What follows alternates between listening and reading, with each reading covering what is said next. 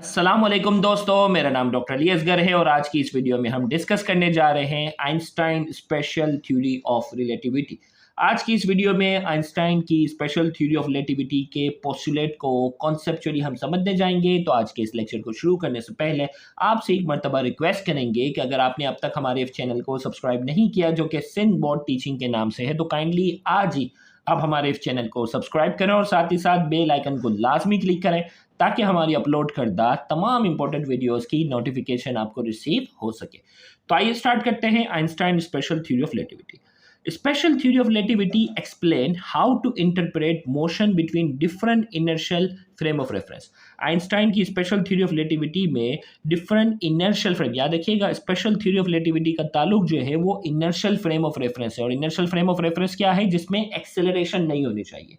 हमने inertial frame of reference और non inertial frame of reference के दरमियान ऑलरेडी डिफरेंसेस डिस्कस कर गए हैं। तो Einstein special theory of relativity का ताल्लुक इनर्शियल फ्रेम ऑफ रेफरेंस से है और Einstein general theory of relativity का ताल्लुक जो है वो नॉन इनर्शियल फ्रेम से है। तो यहाँ ये जो आइंस्टाइन की स्पेशल थ्योरी ऑफ रिलेटिविटी बात करेंगे, इसमें इनर्शियल फ्रेम ऑफ रेफरेंस यानी एक्सेलरेशन नहीं होगी, ये इसमें शर्त। Postulate of special theory of relativity. अब इसके दो पोस्टुलेट हैं। पहला कह रहा है प्रिंसिपल ऑफ रिलेटिविटी। अब प्रिंसिपल ऑफ रिलेटिविटी क्या कह रहा है? The law of physics have the same form in all inertial frame of reference. Physics के जो लॉज ऑफ मैकेनिक्स हैं वो तमाम फ्रेम ऑफ रेफरेंस में क्या होते हैं? सेम होते हैं। आइए किस तरह ये है थोड़ा समझाते हैं यहाँ। अब दो कंडीशन है यहाँ। पहली कंडीशन है कि एक गाड़ी है, उस कार के अंदर एक शख्स है, वो बॉल को क्या करता है? बॉल को थ्रो करता है, बॉल ऊपर जाती है और ऊपर से नीचे सीधा इसके हाथ में आ जाती है। अब अगर यही गाड़ी यूनिफॉर्म वेलोसिटी के साथ जा रही है, देखें इनर्शियल फ्रेम की बात कर रहे हैं और इनर्शियल फ्रेम के अंदर जो वो वेलोसिटी कांस्टेंट होना जरूरी है। एयर रेजिस्टेंस और इनको अगर इग्नोर किया जाए तो गाड़ी के अंदर जो बैठा शख्स है, गौर से सुनिएगा, गाड़ी के अंदर बैठा शख्स है वो बॉल को इसी तरह थ्रो करता है और बॉल जो है वो ऊपर से नीचे आती है सीधा उसके हाथ में। उसको ऐसा फील होता है कि ये बॉल जो है, जैसे गाड़ी खड़ी हुई थी ना, तो बॉल ऊपर गई सीधा इसके हाथ में आ गई। लेकिन अब यही गाड़ी जब मोशन कर रही है तब भी उसको यही फील होगा कि ये बॉल उसने ऊपर फेंकी है और ये बॉल जो है वो ऊपर से नीचे सीधा इसके हाथ में आ गई। लेकिन एक शख्स जो बाहर खड़ा हुआ है और उसको ऑब्जर्व कर रहा है, उसको ये फील होगा कि इसने ये बॉल जो है वो सीधी फेंकी नहीं है। ये बॉल जिस वक्त फेंकी है तो वो उसी रफ्तार से फेंकी है जो इस गाड़ी की हॉरिजॉन्टल वेलोसिटी थी। तो ये बॉल कर्व डायरेक्शन में गई। अब ये कर्व डायरेक्शन में ये बॉल जा रही है और सीधा इसके हाथ में आ गई।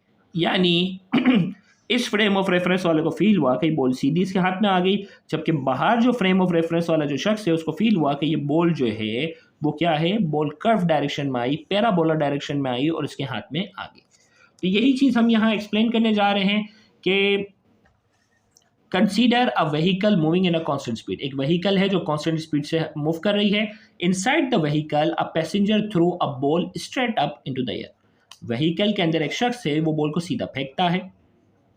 If we ignore any effect of the air from the air, हवा अगर नहीं है इग्नोर कर दें, the passenger inside the moving vehicle see the ball move up and then back down in a straight line. जो शख्स गाड़ी के अंदर है उसको फील ये होगा कि बॉल ऊपर गई और सीधा इसके हाथ में आ गई स्ट्रेट लाइन में, just as it would appear if someone standing still on the earth. इसी तरह बिल्कुल जैसे गाड़ी खड़ी हुई है उसी तरह उसको फील होगा कि ये सीधा इसके हाथ में आ गई थ्रू अ बॉल अपवर्ड।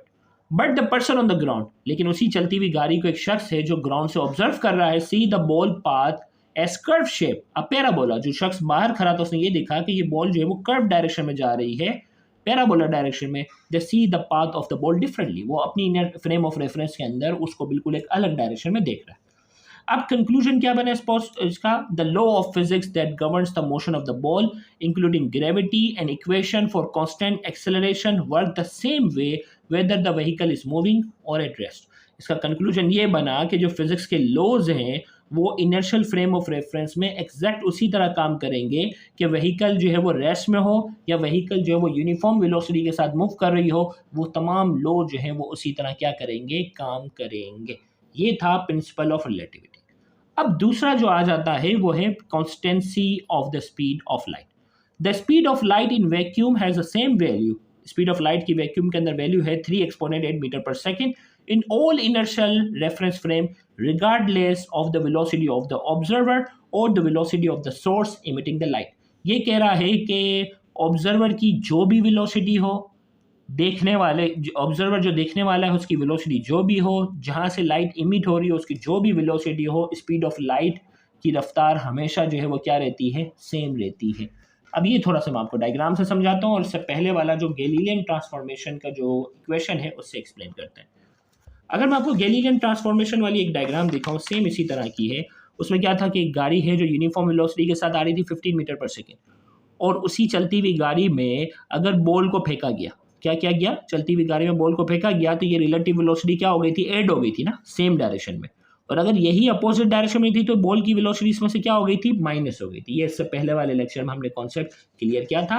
लेकिन लाइट के मामले में जब एक्सपेरिमेंट किया गया कि एक शख्स है जो खड़ा हुआ है, गाड़ी 15 मीटर पर सेकंड की रफ्तार से चल रही है, अब वो रोशनी यहाँ क्या कर रहा है, लाइट की टॉर्च को जो है वो क्या करता है, ऑन करता है। अब लाइट की टॉर्च को ऑन करता है तो होना ये चाहिए कि ये 15 मीटर पर सेकंड लाइट की वेलोसिटी में क्या हो जाएगी, ऐड हो जाएगी। लेकिन डिफरेंट एक्सपेरिमेंट से बहुत बारीकी से ऑब्जर्व किया गया कि ये लाइट की वेलोसिटी पे ज़रा भी फर्क नहीं पड़ता। लाइट की टॉर्च को इस डायरेक्शन में अप्लाई करो या अपोजिट डायरेक्शन में अप्लाई करो, लाइट की वेलोसिटी, लाइट की जो स्पीड है वो एग्जैक्ट कांस्टेंट रहती है। चाहे ये 15 मीटर पर सेकंड से बढ़ाकर 1500 मीटर पर सेकंड कर दो, चाहे इसको आप बहुत ज़्यादा वैल्यू इसकी बढ़ा भी दो, तो भी स्पीड ऑफ लाइट पर ज़रा भी फर्क नहीं पड़ता। स्पीड ऑफ लाइट जो है वो कांस्टेंट रहती है। जबकि गैलीलियन ट्रांसफॉर्मेशन में हम बॉल को जो फेंक रहे थे, थ्रो कर रहे थे, वो रिलेटिव वेलोसिटी या डायरेक्शन पर क्या कर रही थी, डिपेंड करती है। लेकिन स्पीड ऑफ लाइट पर कोई भी फर्क नहीं पड़ता, ये कांस्टेंट रहती है।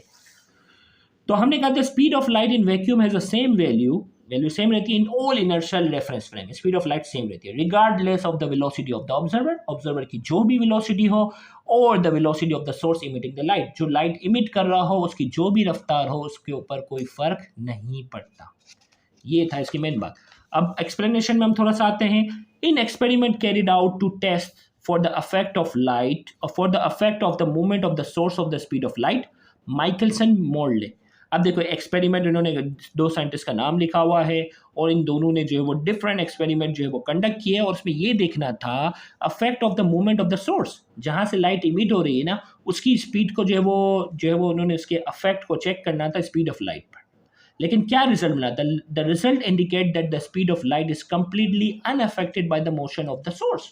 इसमें उन्होंने ये नोट किया कि सोर्स की जो भी रफ्तार थी, लाइट की रफ्तार पर जरा बराबर भी जो है वो फर्क नहीं पड़ा। It appears that the speed of light in a vacuum is constant regardless of the relative motion. इससे ये पता चला कि वैक्यूम के अंदर जो स्पीड ऑफ लाइट जो है वो क्या रहती है, कांस्टेंट रहती है, चाहे रिलेटिव मोशन कुछ भी हो। ये गाड़ी 15 मीटर पर सेकंड से चले या 1500 मीटर पर सेकंड से चले, लाइट की रफ्तार पर जरा भी फर्क नहीं पड़ता। तो ये आइंस्टाइन का जो था वो दूसरा जो है वो फॉर्म था। अब यहाँ लॉरेंस ट्रांसफॉर्मेशन इक्वेशन और थोड़ा सा स्पेस एंड टाइम की हम थोड़ी सी बात कर लेंगे। तो अब ये जो गैलीलियन की जो इक्वेशन थी इससे पहले वाले लेक्चर में, in order to correct the Galilean equation of velocity addition we have to consider velocity of light too. अब गैलीलियन की जो इक्वेशन थी उसमें वेलोसिटी क्या हो रही थी, ऐड हो रही थी। लेकिन अब हम इसमें वेलोसिटी ऑफ लाइट की बात करेंगे तो अब यहाँ गैलीलियन ट्रांसफॉर्मेशन का जो रिजल्ट होगा वो सही नहीं आएगा।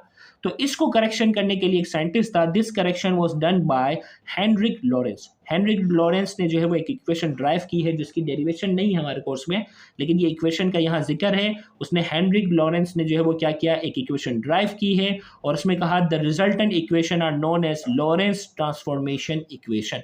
अब उन्होंने गैलीलियन ट्रांसफॉर्मेशन की इक्वेशन को मजीद एडवांस किया, क्योंकि अब स्पीड ऑफ लाइट पर तो ये चीज़ एप्लीकेबल नहीं हो रही, स्पीड ऑफ लाइट तो कांस्टेंट रहती है। तो हेनरिक लॉरेंस ने एक इक्वेशन ड्राइव की है जिसे कहते हैं लॉरेंस ट्रांसफॉर्मेशन इक्वेशन, और ये लॉरेंस ट्रांसफॉर्मेशन इक्वेशन आगे आइंस्टाइन की थ्योरी पर अप्लाई करेंगे, जिसमें सी जो है वो स्पीड ऑफ लाइट को शो कर रहा है, वी शो कर रहा है वेलोसिटी ऑफ ऑब्जेक्ट, किसी भी ऑब्जेक्ट की जो रफ्तार होती है वो उसको रिप्रेजेंट कर रहा है, और सी स्पीड ऑफ लाइट को क्या कर रहा है, रिप्रेजेंट करता है।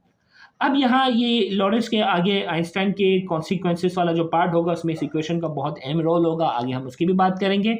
अब बात करते हैं यहाँ स्पीड ऑफ लाइट अगर कांस्टेंट है तो space and time are relative. देखें, when the speed of light is constant the time and space become relative constant and are no longer absolute according to Newton। Newton ने कहा था कि space और time ये दोनों क्या है, एब्सोल्यूट है, हर जगह क्या रहते हैं, हर जगह जो है ये सेम रहते हैं। देखें भाई, यहाँ अगर हम बात करते हैं s = vt, v। लेकिन v जो है वो वेलोसिटी को शो कर रहा है, ये स्पेस को यानी डिस्टेंस को शो कर रहा है, और ये टाइम को शो कर रहा है। तो इसका मतलब क्या हुआ कि अगर यहाँ स्पीड ऑफ लाइट की बात करें तो speed of light her condition में जो है वो क्या रहती है, सेम रहती है। ये अगर सेम ले लें तो इसका मतलब जो है ये डिस्टेंस और टाइम दोनों क्या हो जाएंगे, ये दोनों रिलेटिव हो जाएंगे। ये दोनों क्या हो जाएंगे, रिलेटिव हो जाएंगे। अब ये कांस्टेंट नहीं रह सकते। तो यहाँ यही बात बताना चाह रहे हैं कि अब टाइम भी हर किसी का एक जैसा नहीं होगा, टाइम में भी तब्दीली आएगी। स्पेस भी जो होगा वो क्या होगा, रिलेटिव हो जाएगा, क्योंकि लाइट के मामले में स्पीड जो है वो क्या है, कांस्टेंट है। तो इसका मतलब स्पेस और टाइम दोनों क्या हो जाएंगे, डिस्टेंस और टाइम रिलेटिव कांस्टेंट हो जाएंगे। तो when the speed of light is constant, अब स्पीड ऑफ लाइट जैसा कि आपने कहा हर हालत में सेम रहती है, the time and space become relative constant. इसका मतलब टाइम और स्पेस जो होंगे वो रिलेटिव हो जाएंगे and are no longer absolute according to Newton. Newton के मुताबिक अब ये जो है वो एब्सोल्यूट नहीं होंगे। न्यूटन ने कहा था टाइम हर जगह सेम रहता है, लेकिन अब अगर आप स्पीड ऑफ लाइट हर जगह कांस्टेंट मान रहे हो तो टाइम को अब रिलेटिव मानना पड़ेगा, स्पेस को रिलेटिव मानना पड़ेगा। Note, the constancy of speed of light is a fundamental postulate in special relativity, challenging classical motion of absolute space and time. तो ये जो स्पीड ऑफ लाइट का जो कॉन्सेप्ट है कि भाई स्पीड ऑफ लाइट जैसी भी सोर्स की रफ्तार हो उस पर कोई फर्क नहीं पड़ता, ये फंडामेंटल कॉन्सेप्ट है स्पेशल रिलेटिविटी का, जिसने क्लासिकल फिजिक्स के क्लासिकल मोशन जो न्यूटन की थी उसके स्पेस और टाइम जो कि एब्सोल्यूट माना जाता था कि डिस्टेंस हर जगह सेम रहता है, टाइम हर जगह सेम रहता है, उसको बेसिकली उसने क्या किया है, चैलेंज किया है। और उसके मुताबिक जो है स्पेस और टाइम दोनों जो है वो अब एक रिलेटिव कॉन्सेप्ट बनकर सामने आएगा। तो इंशाल्लाह नेक्स्ट लेक्चर में हम आगे कंटिन्यू करेंगे और Einstein consequences of Einstein special theory of relativity को हम डिस्कस करेंगे। तो उस लेक्चर को भी देखना मत भूलिएगा। Thank you very much. Allah.